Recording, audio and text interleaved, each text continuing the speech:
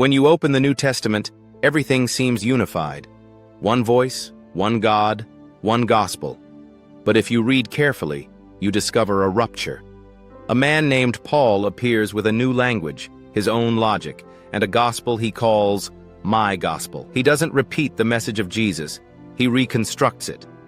He turns faith into a new law, revelation into a system, and the end of time into a theory of selection. Paul doesn't speak about what will happen to the world, but about how the world is already divided, the elect and the hardened, the saved and the lost, each according to a plan that can no longer change. Everything unfolds within a calculated, almost mathematical framework. At the center of this construction stands a mysterious figure, the man of lawlessness. For Paul, he isn't just a future character. He's the key to all of history. If Jesus was rejected because he was human, the false Messiah will be accepted precisely because he is human. A complete reversal of divine logic, a world that no longer wants truth, but a comfortable version of it. Paul's eschatology is unlike anything else in the New Testament. For him, the future is not a hope, but an algorithm. Salvation is not a journey, but a selection. And everything depends on one criterion: whether or not you believe my gospel. For the other apostles, faith and deeds go together. For Paul, faith alone decides everything. Even the hardening of Israel is justified, so that the Gentiles can, in turn, enter this mechanism of election. Here lies the tension.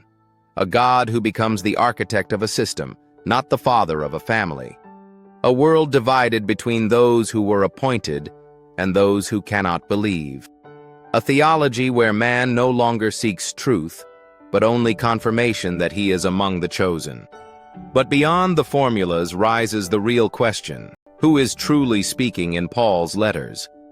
Is it the voice of the Spirit, or the voice of Greek reason entering theology? Because Paul's image of God closely resembles the image of Roman order, a perfect, immutable, authoritarian system. A heavenly Caesar who decrees everything. From this comes both the fascination and the danger. Paul is the man who shaped Christianity after the logic of empire, universal, abstract, hierarchical. And that is why he must be read carefully, not to condemn him, but to understand what changed between Jesus and the theology that bears his name. Paul's eschatology is not just about the end. It's about a world that's split with him.